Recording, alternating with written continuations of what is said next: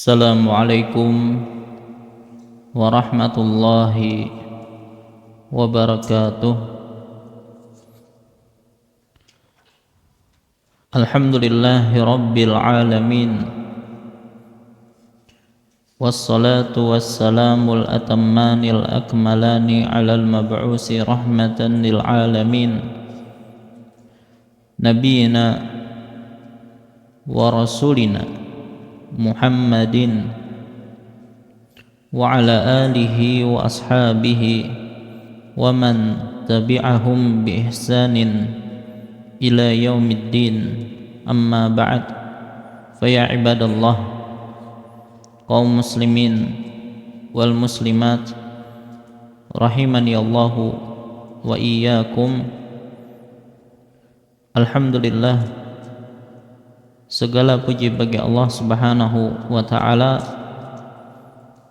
yang kembali memberikan kepada kita kesehatan, kekuatan, taufik dan hidayahnya, sehingga kembali kita bisa berkumpul di majelis yang mulia ini dalam rangka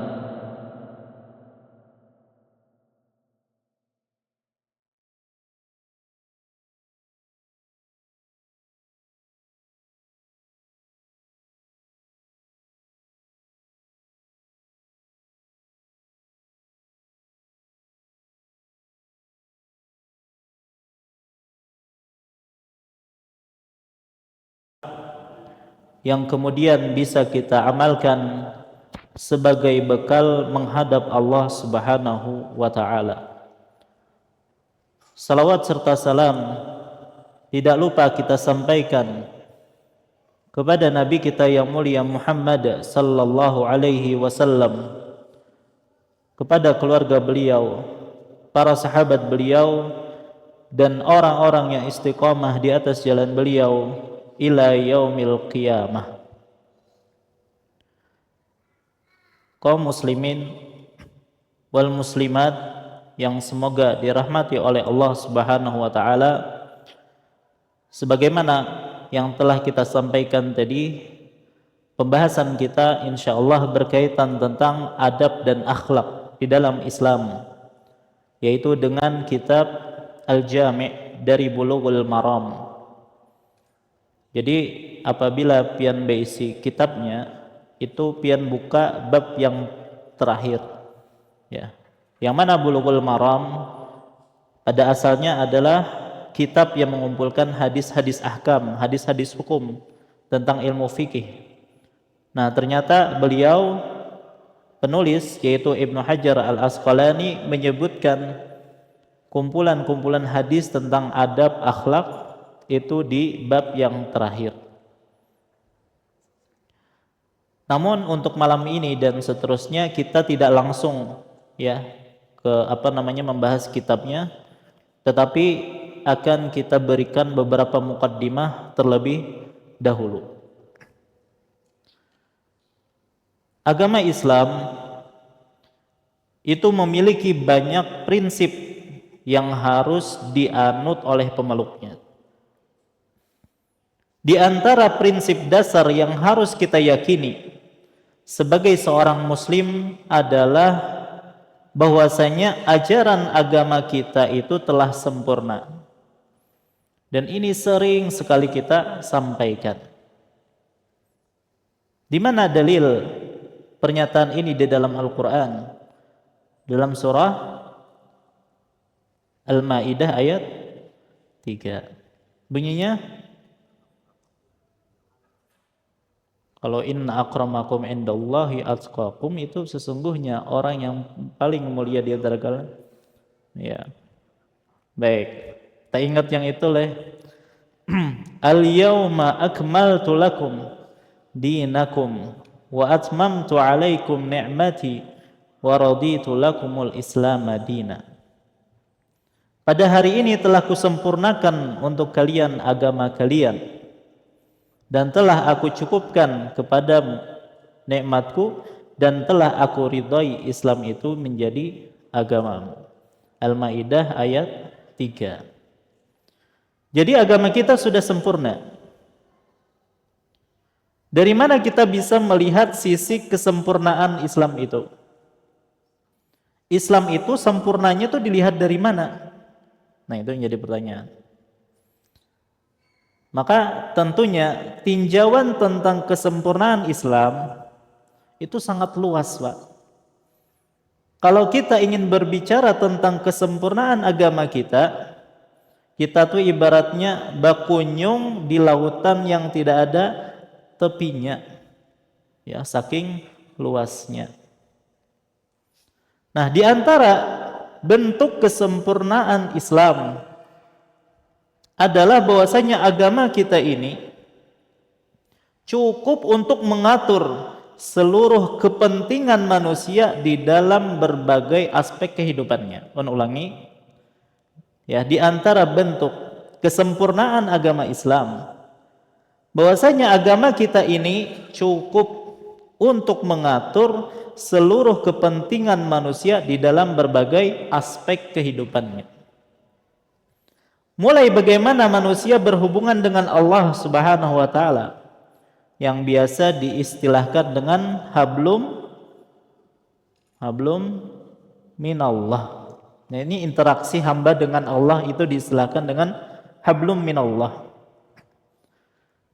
Kemudian bagaimana manusia berhubungan dengan manusia yang lain, baik dengan orang tua, bagaimana manusia berhubungan dengan pasangannya, ya, bagaimana seorang manusia berhubungan dengan anaknya, kakaknya, adiknya, kerabatnya, tetangganya, kawannya, bosnya, majikannya, atau pembantunya, karyawannya, dan semua itu diatur di dalam agama Islam. Ya. Jadi semuanya lengkap di dalam agama kita. Bahkan bukan hanya itu, agama kita juga mengatur bagaimana hubungan antara seorang muslim dengan non-muslim. Itu ada aturannya.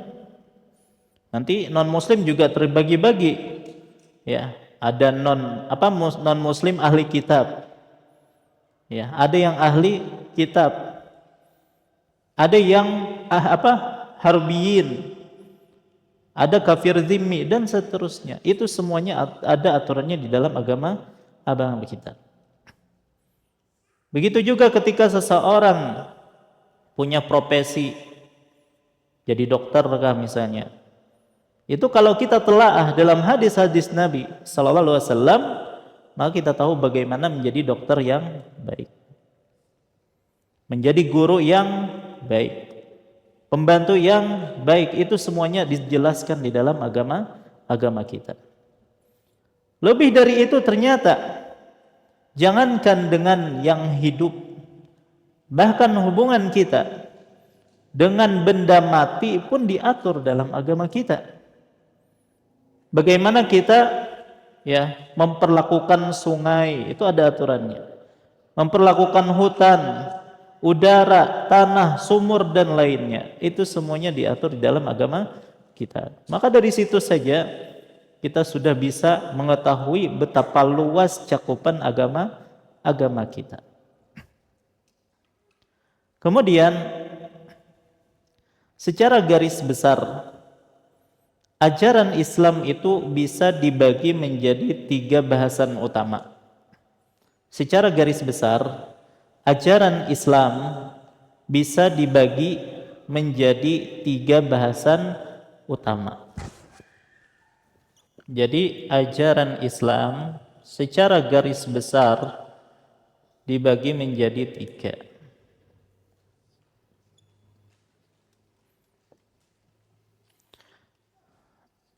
Ada yang disebut dengan akidah.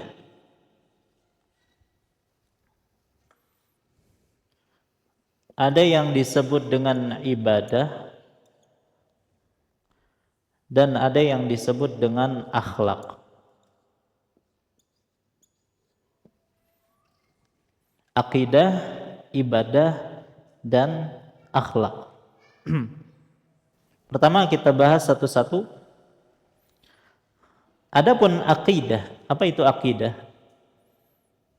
Itu lebih identik dengan keyakinan, ya kan? Yang mana akidah inilah yang akan membuat pola atau adalah pondasi yang membuat pola beragama seseorang itu jadi kuat dan kokoh.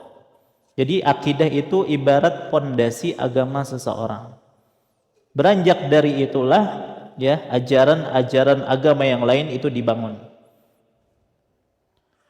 Dan akidah atau keyakinan itulah yang akan membuat seorang hamba tidak mudah terombang-ombang ya, terombang-ambing dengan godaan yang ada di dunia ini. Ya, makanya memperbaiki akidah itu sangat sangat penting. Dan akidah itulah yang membuat seseorang itu tenang ketika menghadapi cobaan, badai dalam kehidupan. Itu berdasar dari akidah yang kokoh. Dan inilah akidah yang biasanya kaitannya dengan rukun iman. Rukun iman ada berapa? Ada 6. Iman kepada Allah, malaikat, kitab, rasul, hari akhir, dan yang terakhir apa? Qadar. Ya. Ini jangan sampai ada yang ada yang kada hafal lah. Rukun iman yang ke-6. Begitu juga urutannya. Baik. Nah, ini adalah yang pertama, yaitu akidah. Yang kedua adalah ibadah, yaitu mengatur tentang tata cara seorang hamba berinteraksi kepada Allah. Jadi ibadah itu mengatur tata cara seorang hamba berinteraksi dengan Allah. Bagaimana hamba bersyukur kepada Allah atas nikmat yang Allah berikan kepadanya. Jadi syukur tersebut dipraktekkan dalam bentuk apa? Di antaranya adalah dengan cara beribadah. Dan ibadah itu ada aturannya dalam agama kita.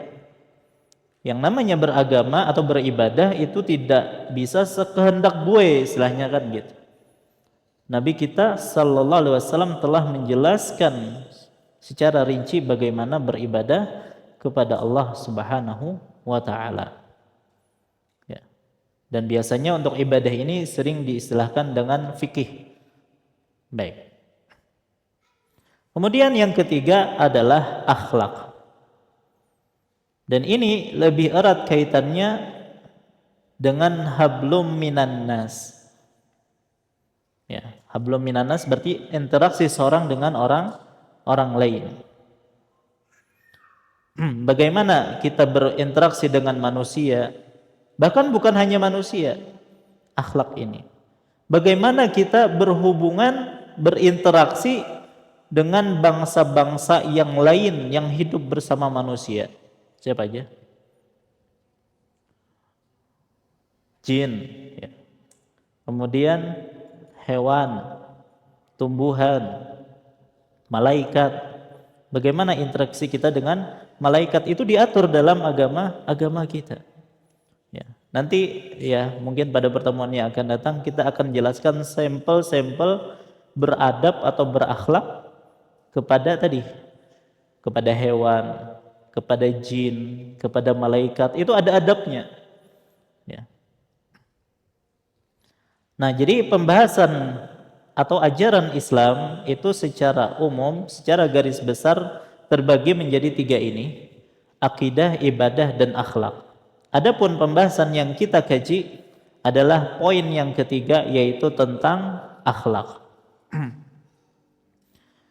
Baik. Sekarang kita akan mulai muqaddimah berkaitan tentang kedudukan akhlak di dalam agama Islam. Kedudukan akhlak di dalam agama Islam. Ketika kita membahas tentang akhlak, maka kita berbicara tentang Islam dan bukan berbicara tentang kaum muslimin. Kenapa?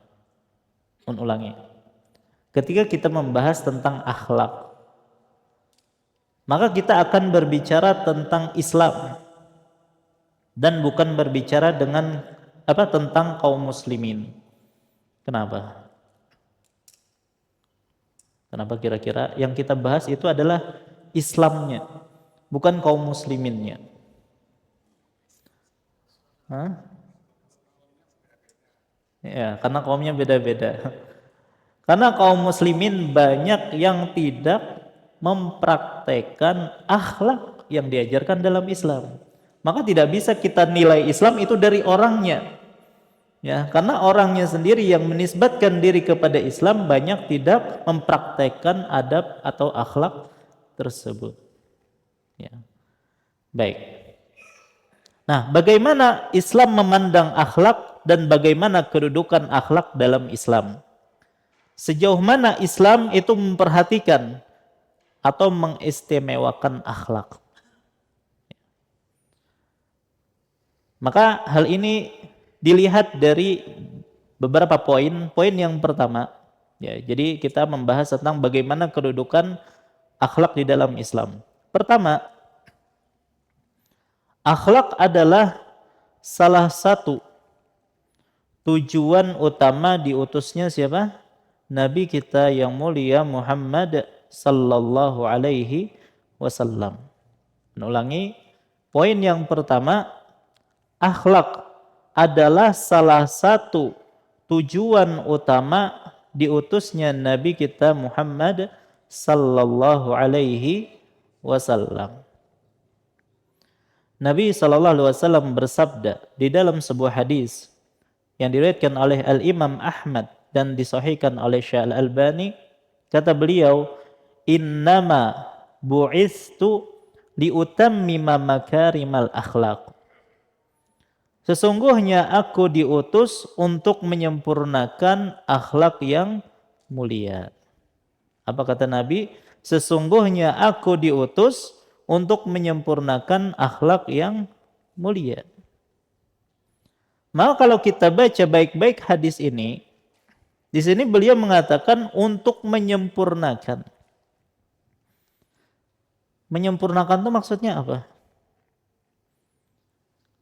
Kalau misalnya sebelumnya kadada, ya, datanglah Nabi SAW, maka Nabi SAW mengatakan, aku diutus untuk mengajarkan akhlak yang mulia. Kan gitu. Tetapi ternyata Nabi SAW mengatakan, aku diutus untuk menyempurnakan akhlak yang mulia.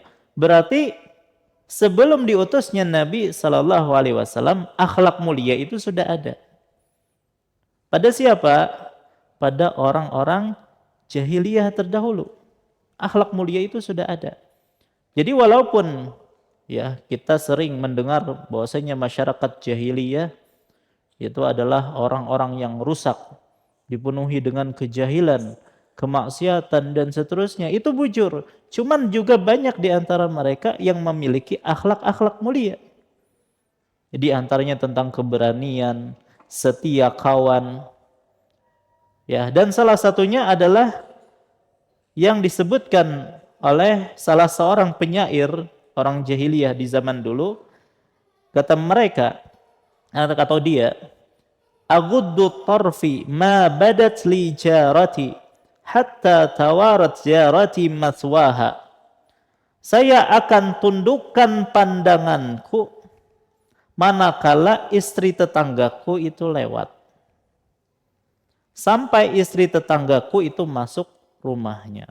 Wah, ini akhlak mulia nih. Apa itu? Ghaddul basar. Menundukkan pandangan.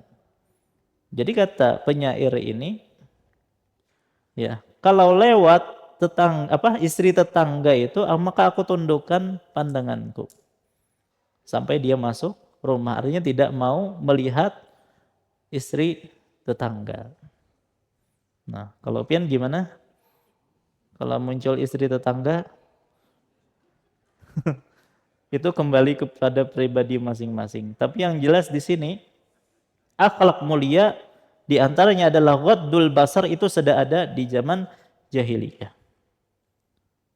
Baik, nah kemudian datang Nabi SAW menyempurnakan akhlak-akhlak tersebut. Jadi akhlaknya sudah ada, cuman belum sempurna.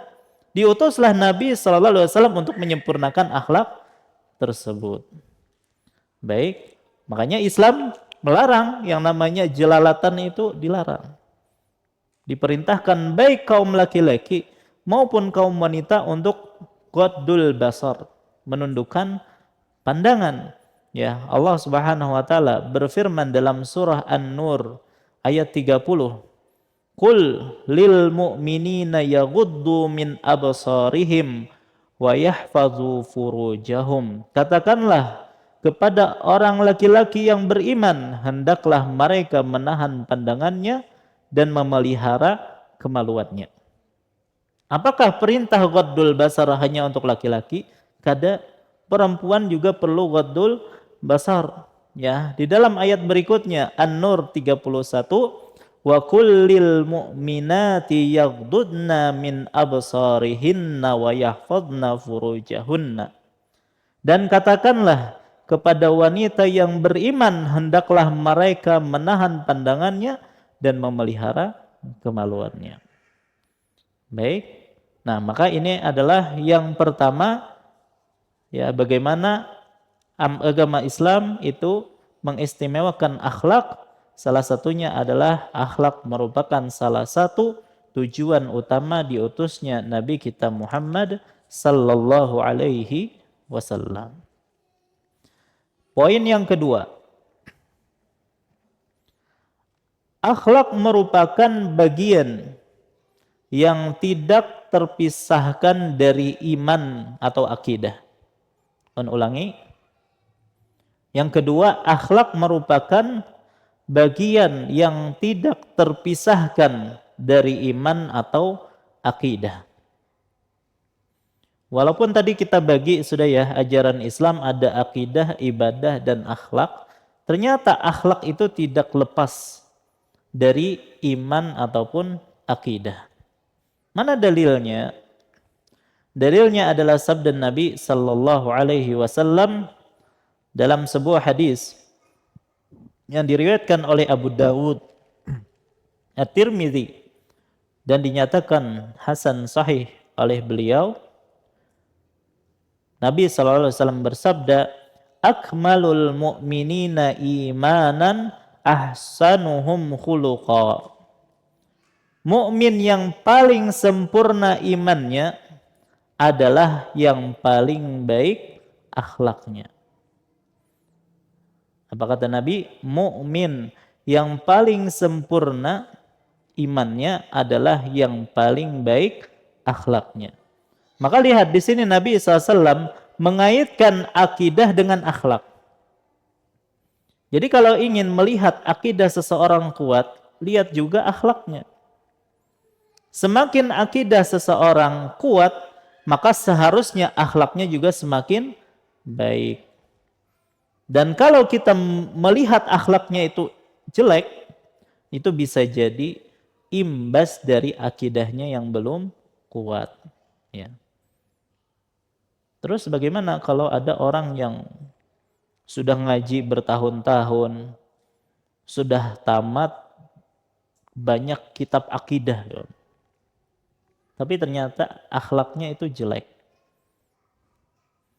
Misalnya kalau ketemu jarang nyapa gitu ya.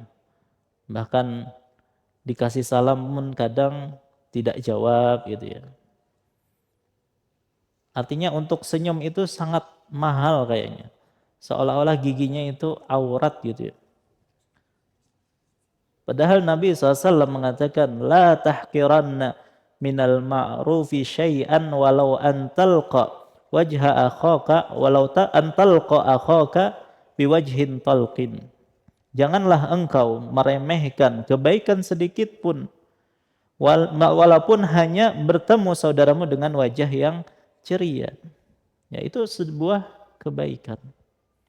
Ya, cuman tadi ya memang ada sebagian orang seperti itu. Ya, walaupun ganteng ya, kalau mukanya masam itu ya tetap aja enggak enak dilihat gitu. Sebaliknya wajah pas-pasan, tapi kalau dia murah senyum, wah itu enak dilihat tuh. Yang Masya Allah itu kalau sudah ganteng, murah senyum, wah itu yang Masya Allah tuh. Yang paling parah yang mana? Simpulkan sendiri ya. Sudah wajah pas-pasan gitu ya. Sering masam. Baik. Nah, jadi ada orang yang mungkin sudah tadi ngajinya bertahun-tahun, sudah tamat banyak kitab akidah, namun ternyata akhlaknya jelek, maka bagaimana ini? Maka kita katakan, yang namanya akidah itu bukan hanya sekedar teori, ya. Tetapi teori yang harus kita praktekkan. Ini menunjukkan sebagian orang yang menjadikan ilmu itu hanya sebatas teori, cuman aplikasinya tidak ada. Ya, dia cuma mengumpulkan ya data istilahnya kan, cuman tidak ada aplikasinya. Padahal yang namanya akidah itu adalah sebuah keyakinan yang harus diaplikasikan dalam kehidupan nyata. Ya, makanya Nabi mengatakan tadi, akmalul mu'minina imanan ahsanuhum khuluqa. Mukmin yang paling sempurna imannya adalah yang paling baik akhlaknya. Nah, ini adalah poin yang kedua. Ya, jadi yang namanya akhlak itu berkaitan erat dengan akidah atau keimanan. Poin yang ketiga. Akhlak berkaitan dengan hampir seluruh ibadah. Akhlak berkaitan dengan hampir seluruh ibadah. Ya, kembali tadi ke pembagian kita, ada akidah, ibadah, akhlak. Tadi kita katakan dalam poin kedua, akidah berkaitan dengan akhlak berkaitan dengan akidah. Sebagaimana juga akhlak itu berkaitan dengan ibadah. Ya. Makanya kalau kita lihat dalil-dalil baik dalam Al-Qur'an atau hadis Nabi sallallahu alaihi wasallam terkait tentang ibadah, entah itu salat, puasa, zakat, ya selalu hampir dikaitkan dengan akhlak. Yang mana ibadah tersebut menghasilkan akhlak yang mulia, itu kaitannya. Contoh salat. Di dalam surah Al-Ankabut ayat 45. Al-Ankabut ayat 45, Allah Subhanahu wa taala berfirman, "Wa aqimis shalah," dan dirikanlah salat. Sambungannya gimana? Ada yang tahu? Inna salata tanha 'anil fahsya'i wal munkar. Dan dirikanlah salat. Sesungguhnya salat itu mencegah dari perbuatan-perbuatan keji dan mungkar. Baik, coba di sini ibadah, apa buah dari ibadah salat tersebut? Mencegah dari perbuatan keji dan mungkar.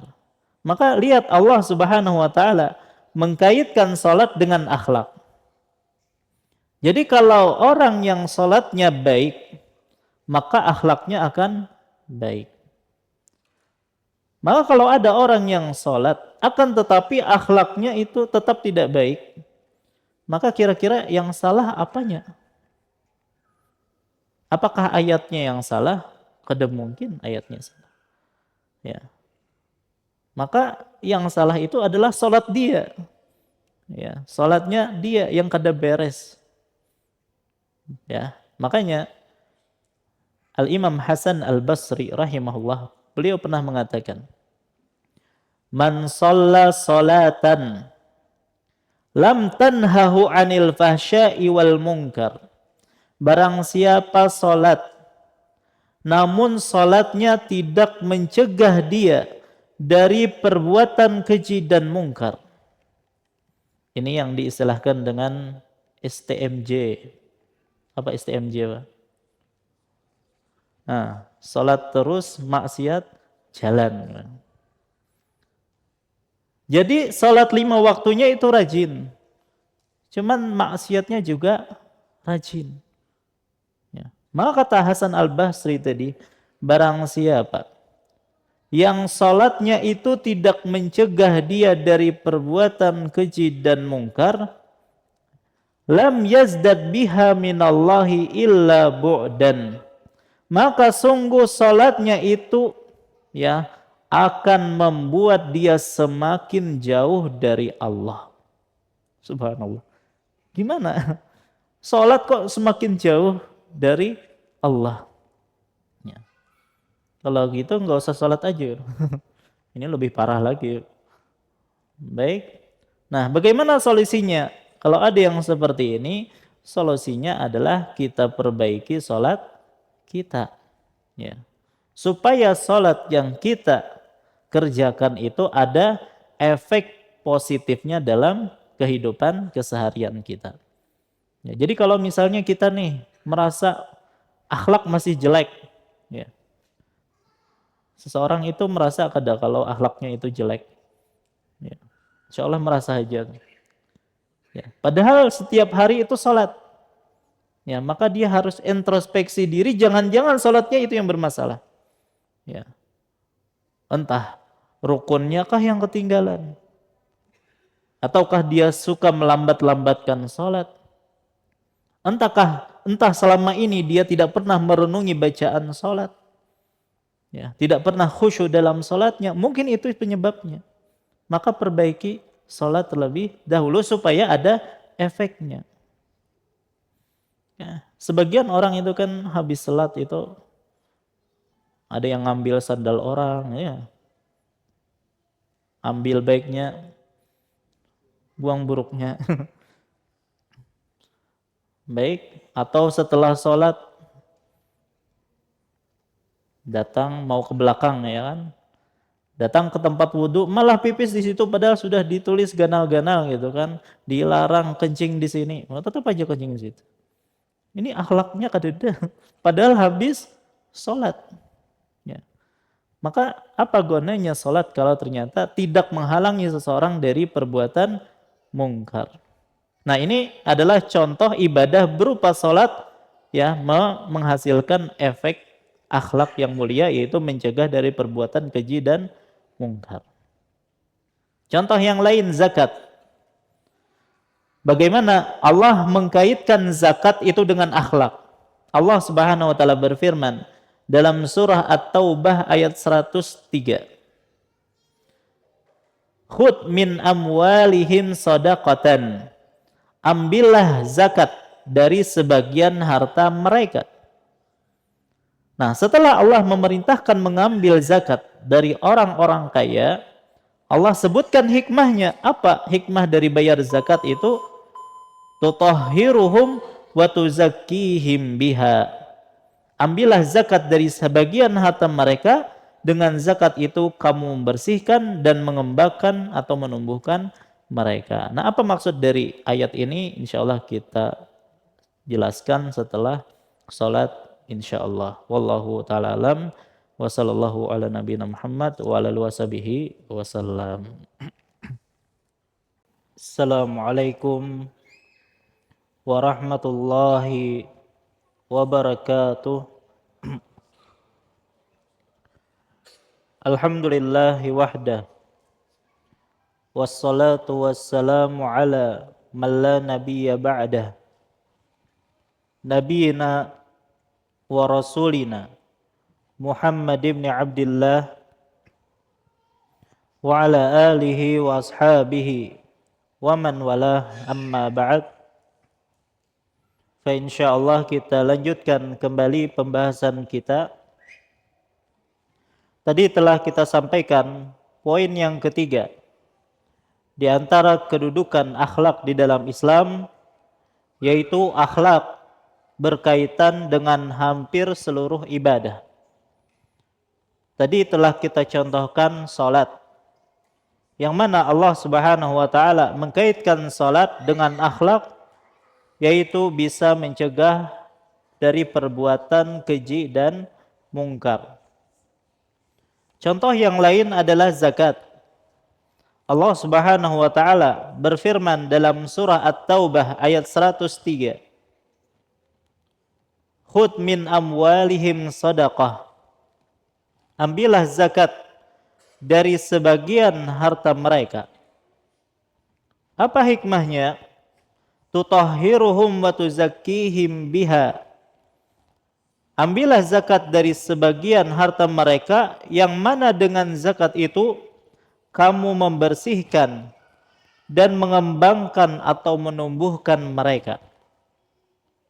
Syekh Abdurrahman As-Sa'di rahimahullah menafsirkan ayat ini, pertama tutahhiruhum, membersihkan mereka. Apa maksud membersihkan mereka ini? Tutahhiruhum minadz-dzunubi wal akhlaqir radhilah, yaitu membersihkan mereka dari dosa-dosa dan akhlak yang jelek. Ternyata zakat itu bisa membersihkan seorang hamba dari dosa-dosa dan juga akhlak yang jelek. Jadi di antara efek zakat mengikis akhlak yang jelek. Di antara akhlak yang jelek yang terhapus dengan zakat itu apa contohnya? Nah, kikir, pelit, bakhil, apa lagi? Dan kawan-kawannya. Maka orang yang tidak mengeluarkan zakatnya, tidak mau mengeluarkan zakatnya, maka ia terindikasi sebagai orang yang pelit, bakhil, dan kikir. Pamalar jar kita leh. Kemudian waktu zakihim biha, menumbuhkan mereka. Maksudnya apa menumbuhkan mereka? Aitu namihim wa tazidu fi akhlaqihimul hasanah, yaitu akan menumbuhkan dan menambahkan akhlak yang baik.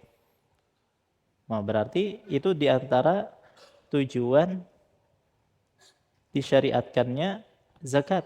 Menghapus dosa-dosa, menghapus akhlak yang buruk, diantaranya pelit tadi, dan sebaliknya akan menambahkan, menumbuhkan akhlak yang baik, diantaranya sifat dermawan.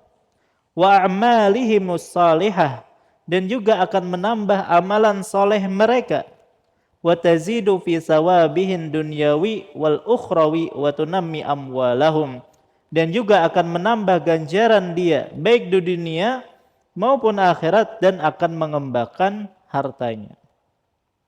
Ya, orang yang senantiasa mengeluarkan zakat hartanya, maka itu tidak akan mengurangi hartanya. Dan ini kita lihat, ya, semakin berkah harta dia, bukan semakin sedikit, enggak. Nah, ini contoh zakat. Contoh yang lain adalah puasa.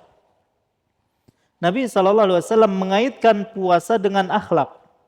Di antaranya adalah sabda beliau, "Man lam yada' qaula zur wal 'amala bihi, falaysa lillahi hajatun fi ayyada'a ta'amahu wa syarabahu." Barang siapa yang tidak meninggalkan perkataan zur, perkataan dusta, maka Allah tidak butuh dengan puasanya. Hadis riwayat Al-Bukhari. Berarti yang namanya puasa itu harus ada efek dalam keseharian kita. Ada orang yang berpuasa namun dia tidak menjaga lisannya, ya, maka puasa tersebut tidak memberikan efek apa-apa bagi dia. Hanya sebatas lapar dan dahaga. Sebagian kita atau banyak di antara kita tidak berani minum, ya, ketika puasa, walaupun tidak dilihat oleh orang, ya kalau maka dia mampu menahan diri dari minum ini karena dia sadar sedang dilihat oleh Allah Subhanahu wa taala. Tapi anehnya, ya, ketika dia puasa ini dia tidak takut mencela orang, menggunjing orang lain. Ya. Sekarang ulun betakun, minum itu hukumnya apa? Hukum asal mubah, ya. Kalau kada puasa mubah, kalau puasa haram, itu minum. Kalau menggunjing, kada puasa haram. Maginnya pas puasa tambah haram, ya. Maka aneh ketika seseorang mampu menahan diri dari hal yang halal hukum asalnya, tapi tidak mampu menahan dirinya dari hal yang haram, ya. Tidak ada kesempatan untuk bisa menjadi halal gitu. Tapi dia lakukan ketika dia berpuasa. Makanya Imam Ibn Rajab Al-Hambali rahimahullah menyatakan, sungguh aneh orang yang puasa dari sesuatu yang hukum asalnya adalah mubah, tapi tidak mampu ya puasa dari sesuatu yang haram. Itu dia menggunjing orang di antaranya. Baik, nah ini adalah poin yang ketiga yang menunjukkan kedudukan akhlak di dalam Islam, yaitu akhlak itu berkaitan erat dengan hampir seluruh ibadah. Dan yang keempat, di antara kedudukan akhlak di dalam Islam, orang yang berakhlak mulia dijanjikan banyak keutamaan dan pahala besar. Orang yang berakhlak mulia dijanjikan banyak keutamaan dan pahala besar. Manakala Islam menjanjikan banyak keutamaan, menjanjikan banyak keistimewaan atau fadilah dan pahala besar ya pada suatu perbuatan, ya ini menunjukkan bahwasanya perbuatan tersebut ya menempati posisi yang sangat tinggi di dalam agama kita. Di antaranya adalah berakhlak mulia. Apa saja janji dan pahala tersebut?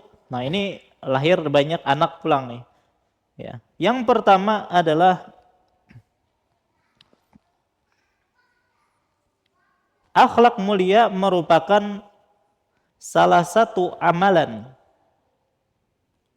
Akhlak mulia merupakan salah satu amalan yang sangat berat bobotnya dalam timbangan amalan kita. Ya, jadi akhlak mulia merupakan salah satu amalan yang sangat berat bobotnya dalam timbangan amalan kita. Sebagaimana yang telah maklum bahwasanya usia kita di dunia ini sangat terbatas, Pak. Sedangkan kita semua punya cita-cita ingin masuk surga. Kira-kira surga itu amun dijual, harganya itu murah atau mahal? Mahal. Kada semuaan orang bisa beli surga. Nabi SAW bersabda, Ala inna sil'atallahi ghaliyah. Ketahuilah bahwasanya barang dagangan Allah itu mahal. Nah, jadi disebutkan ada barang dagangan Allah dan itu harganya sangat mahal. Ala inna sil'atallahil jannah. Ketahuilah barang dagangan Allah adalah surga. Hadis riwayat At-Tirmidzi disahihkan oleh Syalbani. Nah, jadi Allah Subhanahu wa taala menjual surga dan harga surga itu mahal. Dan tidak semua orang mampu untuk membeli surga. Umur kita ini terbatas. Hidup kita di dunia itu terbatas. Ya. Maka bagaimana kita bisa mengumpulkan modal untuk bisa beli surga? Maka kalau kita tahu bahwasanya usia kita di dunia ini terbatas, apalagi berkesempatan beramal ini hanya pada ketika kita hidup di dunia. Maka yang pertama kita kerjakan adalah memanfaatkan waktu dengan sebaik-baiknya. Ya, memanfaatkan waktu dengan sebaik-baiknya. Kalau bisa setiap helaan nafas kita itu kita gunakan untuk mengumpulkan modal untuk beli surga, yaitu dengan cara beramal soleh. Ketika kita tahu bahwasanya surga itu harganya mahal, apa tadi yang pertama? Memanfaatkan waktu sebaik-baiknya. Ya. Bahkan sebagian ulama itu ada yang sulit tidur, Pak, karena mikirkan apakah amalku ini ya bisa mencapai atau membuat aku mencapai surga ataukah tidak. Sementara dia bercita-cita ingin masuk surga. Kalau kita malam sulit tidur, udah Pak. Ya. Sulit tidur pas nonton ya. Ada acara pertandingan sepak bola. Ngalih goreng dulu. Ulama ini nggak bisa tidur karena memikirkan amalnya dia ini apakah bisa mengantarkan ke surga ataukah tidak. Jadi selain menggunakan waktu sebaik-baiknya, yang kedua selain itu kita juga harus cerdas untuk memilih amalan. Harus cerdas memilih amalan. Karena amalan di dalam Islam itu kan banyak. Ya, selain banyak tingkatnya juga berbeda-beda, bobotnya itu beda-beda. Ada yang berat banget gitu kan. Berarti ketika kita tahu kalau di dalam agama kita amalan tingkat-tingkat bobotnya, maka kita harus berusaha mencari tahu amalan apa yang paling berat bobotnya. Ya, supaya kalau kita ditakdirkan usianya pendek, ya, sebentar, kita sudah memiliki modal yang berat untuk memperberat timbangan kebaikan kita. Karena kita kada tahu usia kita tuh sampai apabila. Ya. Jangan selalu berasumsi, wah mentang-mentang masih 30 tahun nih. Masih lawas ya. Ya. Iya kalau usianya 60 ke atas. Kalau hanya 31 tahun enggak ya Pak? Berarti cuma memiliki kesempatan beramal berapa? Cuma 1 tahun. Ya. Maka jangan pernah berasumsi bahwasannya usia kita itu akan panjang. Ya, kita berharap kepada Allah semoga Allah memanjangkan umur kita. Ya. Tetapi jangan pernah berasumsi bahwasanya umur kita itu pasti akan panjang terus. Ya, bisa jadi ya dan banyak orang yang ditakdirkan meninggal dalam keadaan muda. Maka sehingga kita dalam hal ini harus berusaha mengumpulkan amal-amal apa yang kira-kira kalau kita kerjakan bobotnya itu menjadi timbangan yang berat. Ya. Baik. Kemudian di antara amalan yang berat timbangannya, nah ini pembahasan kita adalah salah satunya akhlak yang mulia. Nabi SAW bersabda, "Ma min syai'in asqalu fil mizani min husnil khuluq." Tidak ada sesuatu yang lebih berat di timbangan daripada akhlak yang mulia. Jadi berakhlak mulia itu timbangannya ganal. Baik. Jadi kalau seseorang berakhlak mulia, maka peluang timbangannya itu berat semakin besar. Bahkan Nabi SAW mengatakan, wa inna sahiba husnil khuluq la yablughu bihi darajata sahibis shaumi was salah. Sesungguhnya orang yang berakhlak mulia, timbangannya itu bisa mengejar timbangannya orang-orang yang rajin puasa dan rajin sholat. Baik, tapi jangan disimpulkan di sini, oh kalau begitu tidak usah sholat tahajud, tidak perlu puasa sunnah, bukan gitu. Ya, hadis ini menunjukkan betapa tingginya pahala seseorang yang berakhlak mulia. Dan konsep ini itu dipahami banget oleh ulama kita. Makanya disebutkan ada seorang ulama salaf yang bernama Muhammad bin Munkadir. Muhammad bin Munkadir. Dia memiliki saudara yang namanya Umar bin siapa? Ya bin Munkadir. Ya, Muhammad bin Munkadir dan Umar bin Munkadir. Jadi Muhammad berkata, suatu malam saya pernah memijati ibu saya sampai pagi. Jadi gawiannya mijatin ibunya. Sedangkan saudara saya yaitu Umar itu sholat malam semalam suntuk. Ya, kalau ini mijatin ibunya, kalau saudaranya sholat malam. Mana yang lebih hebat? Ya, kedua-duanya hebat ya. Cuman kita ingin melihat bagaimana fikih dan dalamnya pemahaman Muhammad bin Munkadir ini. Beliau mengatakan, sungguh saya tidak menganggap bahwa amalan malam saudara saya lebih baik daripada amalan malam saya. Artinya, ya dia tidak iri dengan yang dilakukan oleh saudaranya. Ya. Karena beliau merasa ini juga adalah amal yang soleh sebagaimana saudara saya juga melakukan amal yang soleh. Jadi saya tidak berkecil hati ketika saya melihat saudara saya sholat semalam suntuk, ya, karena sesungguhnya saya juga sedang melakukan amalan yang tidak kalah besarnya dibandingkan amalan yang dilakukan oleh saudara saya.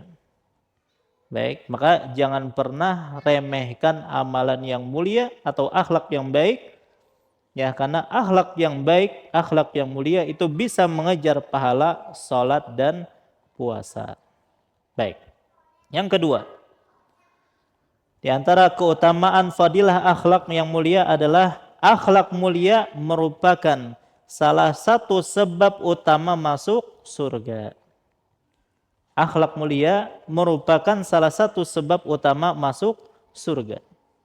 Di dalam sebuah hadis yang diriwayatkan oleh At-Tirmidzi dan dihasankan oleh Syalbani, Rasulullah SAW pernah ditanya, "Ma aktsaru ma yudkhilun nasal jannah?" Wahai Rasulullah, amalan apa yang paling banyak memasukkan orang ke dalam surga?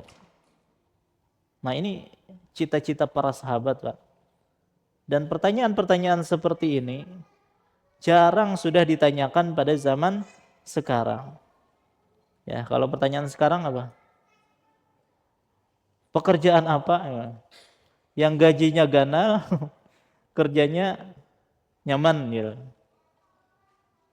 Coba lihat bagaimana pertanyaan para sahabat. Ya Rasulullah, amalan apa yang paling banyak memasukkan orang ke dalam surga? Apa kata Nabi SAW? Taqwallah wa husnul khuluq. Bertakwa kepada Allah dan akhlak yang mulia. Kalau takwa kepada Allah, maka ini adalah konsep dari hablum minallah. Interaksi seorang dengan Allah. Adapun akhlak yang mulia itu adalah konsep dari hablum minan nas. Ya. Nah, dalam agama kita keduanya, baik itu hablum minallah maupun hablum minan nas, keduanya harus sama-sama mendapatkan porsi yang cukup. Ulangi, dua konsep ini, hablum minallah maupun hablum minan nas, itu harus sama-sama mendapatkan porsi yang cukup. Ya, jangan sampai ada ketimpangan di situ. Makanya kalau ada ketimpangan yang dilakukan oleh sahabat, ya, berkaitan dengan dua hal ini, maka langsung ditegur oleh Nabi Sallallahu Alaihi Wasallam. Makanya kisah yang masyhur di antara dua sahabat yang dipersaudarakan oleh Nabi Sallallahu Alaihi Wasallam di awal-awal Islam, ya, Nabi SAW di antara taktik dakwah beliau adalah beliau mempersaudarakan antara kaum Muhajirin dan Ansor.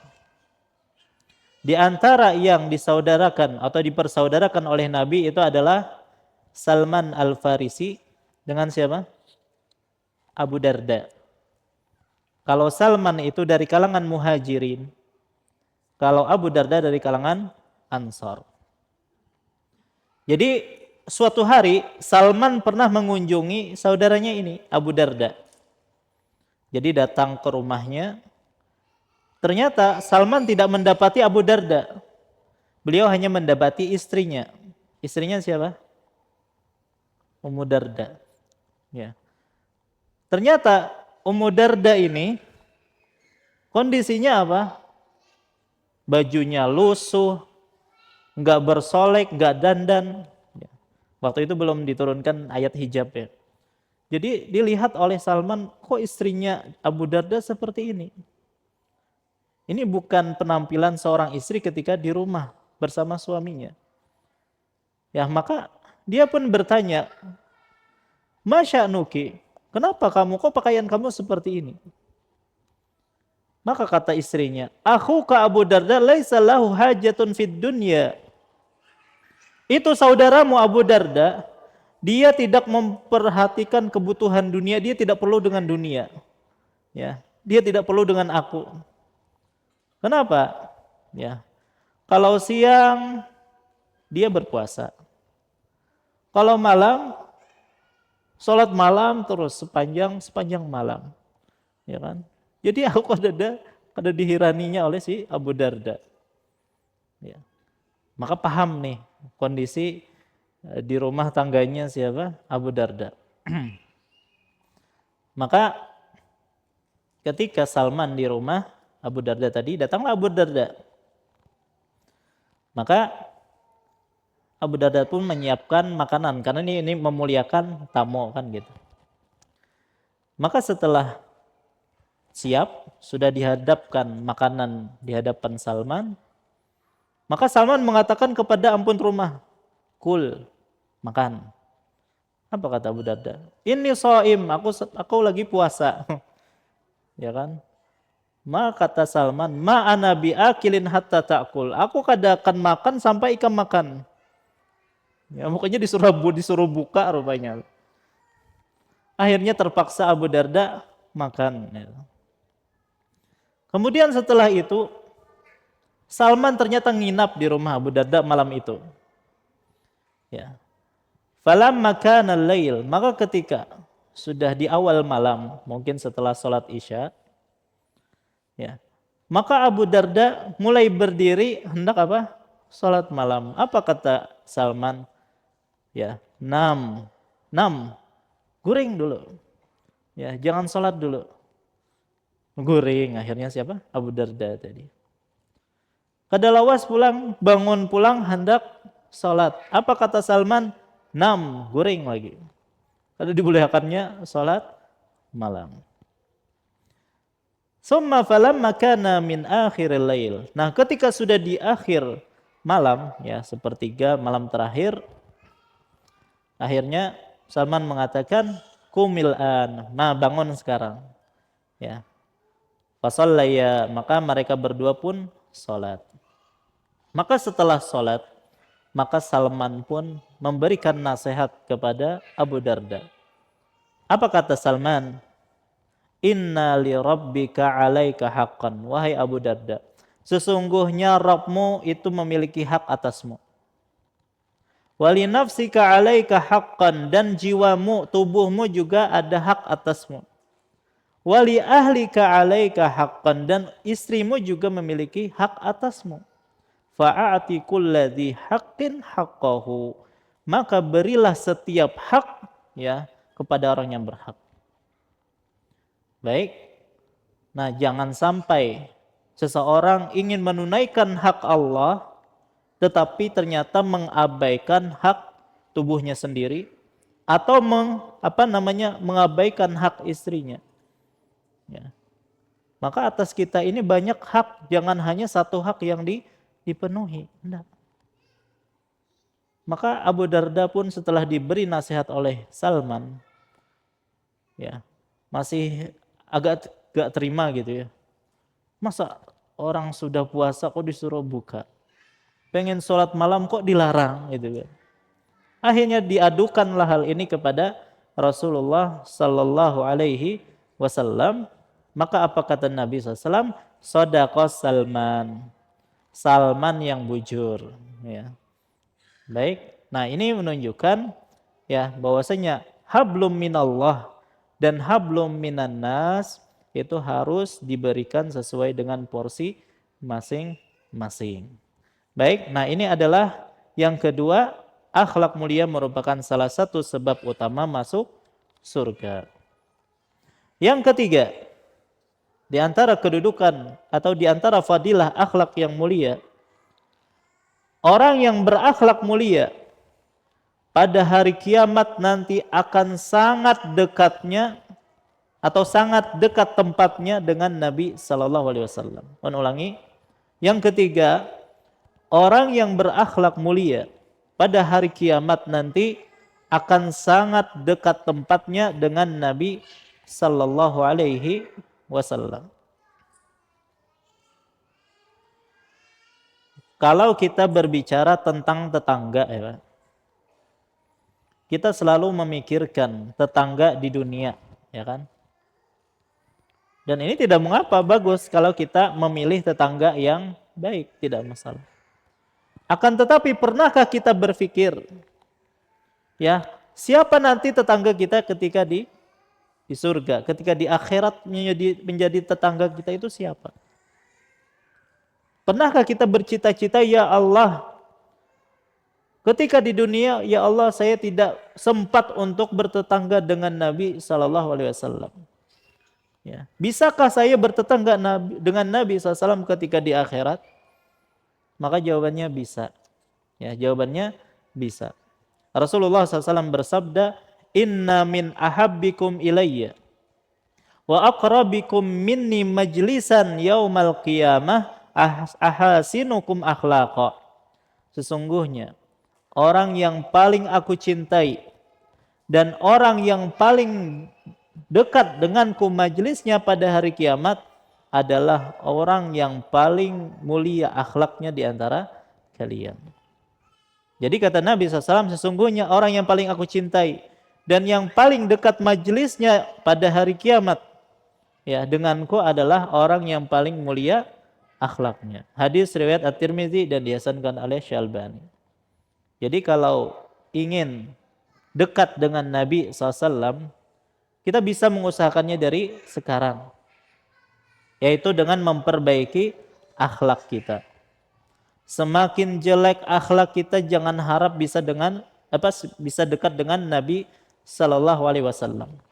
Tapi semakin akhlak seseorang mulia, maka dengan izin Allah, ya, posisi kita di hari kiamat nanti semakin dekat dengan Nabi Sallallahu Alaihi Wasallam.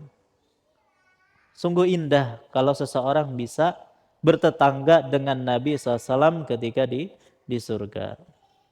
Baik. Yang keempat, di antara fadilah atau keutamaan akhlak yang mulia, dan ini yang terakhir, orang yang berakhlak mulia dijamin mendapatkan surga yang paling tinggi. Ulangi. Orang yang berakhlak mulia dijamin menempati surga yang paling tinggi. Nabi sallallahu alaihi wasallam bersabda, "Ana za'imun bi baitin fi rabadil jannah liman tarakal mira'a wa in kana muhiqqan." Aku menjamin, kata Nabi, sebuah rumah di surga untuk orang-orang yang mau meninggalkan perdebatan meskipun dia benar. Ya. Apabila kita benar, itu biasanya kan semangat sekali tuh untuk berdebat, ya kan? Tapi Nabi SAW menjanjikan, siapapun yang bisa menahan emosinya walaupun dia dalam posisi yang benar, akan tetapi karena dia pengen rumah di surga, kemudian dia tinggalkan perdebatan itu, walaupun dia berhak, walaupun dia benar, maka Nabi SAW menjamin orang tersebut ya akan dikasih rumah di pinggiran atau serambi surga. Jadi kalau sudah ada perdebatan yang tujuannya cuma debat kusir saja, udah tinggalkan. Walaupun kita benar dalam masalah itu. Ya, karena tidak ada manfaatnya seperti ini. Dan ingat, orang yang meninggalkan perdebatan seperti ini akan dijanjikan rumah di surga. Tapi di mana tadi? Rabadil jannah, di serambi atau pinggiran surga. Baik. Kalau mau yang agak ke tengah lagi, dengarkan lanjutan hadisnya.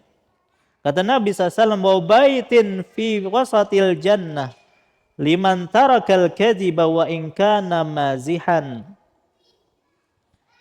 Dan juga aku menjamin sebuah rumah di tengah surga bagi mereka yang meninggalkan dusta walaupun dalam keadaan bercanda. Ya. Orang yang ingin membuat orang lain tertawa, terkadang sengaja berdusta, maka ini diharamkan, kada boleh. Ya, dan orang yang meninggalkannya itu mendapatkan janji berupa rumah di tengah surga. Baik, maka pertama tadi ketika orang meninggalkan debat walaupun dia benar, dijanjikan apa? Rumah di pinggiran surga. Ketika dia meninggalkan dusta walaupun dalam rangka bercanda, maka akan diberikan rumah di tengah surga.